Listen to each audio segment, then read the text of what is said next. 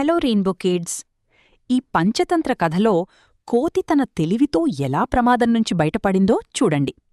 మొసలి చేసిన మోసం, కోతి చేసిన చాకచక్యం, ఈ కథలో మీకు మంచి జీవనపాఠం ఉంది. ఈ కథ పిల్లలకు మాత్రమే కాదు, పెద్దలకు కూడా ఒక గొప్ప నీతి చెప్తుంది. తెలివి ఉంటే ఏ పరిస్థితినైనా జయించవచ్చు. దురాశ స్నేహాన్ని నాశనం చేస్తుంది. కథ పేరు కోతి మరియు మొసలి. ఒకప్పుడు ఒక పెద్ద నది ఒడ్డున ఒక జామ చెట్టు ఉండేది. ఆ చెట్టులో ఒక తెలివైన కోతి నివసించేది. ఆ చెట్టుమీద తియ్యటి జామపండ్లు చాలా ఉండేవి. ఆ నదిలో ఒక మొసలి కూడా ఉండేది.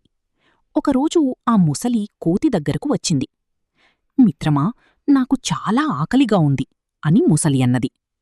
కోతి దయతో, ఇవి తియ్యటి జామపండ్లు, తిను అని పండ్లు ఇచ్చింది.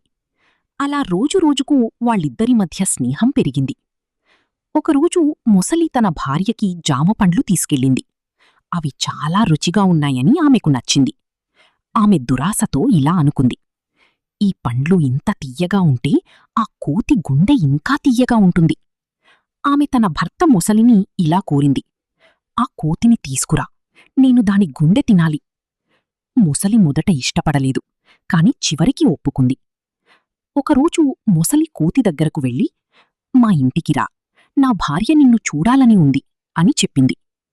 కోతి అమాయకంగా నమ్మి మొసలిమీద ఎక్కి నదిని దాటడం ప్రారంభించింది. మధ్యలో మొసలి నిజం చెప్పింది, నా భార్య నీ గుండె తినాలనుకుంటోంది. కోతి ఆశ్చర్యపోయింది. అప్పుడు కోతి చాకచక్యంగా ఇలా చెప్పింది, అయ్యో, నేను నా గుండె చెట్టుపైనే ఉంచేశాను, తిరిగి వెళ్దాం, తీసుకువస్తాను. మొసలి నమ్మి తిరిగి చెట్టు దగ్గరకు తీసుకెళ్ళింది.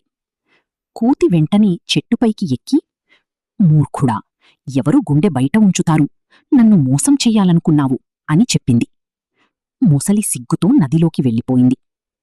ఈ కథలోని నీతి ఏమిటంటే, తెలివి మరియు చాకచక్యం ఉంటే ఎలాంటి ప్రమాదం నుండైనా బయటపడవచ్చు. దురాశ స్నేహాన్ని నాశనం చేస్తుంది. పిల్లలు, సెలవు. వచ్చేసారి మీకొక మంచి కథ చెబుతాను. లైక్ చేసి సబ్స్క్రైబ్ చేసుకోండి.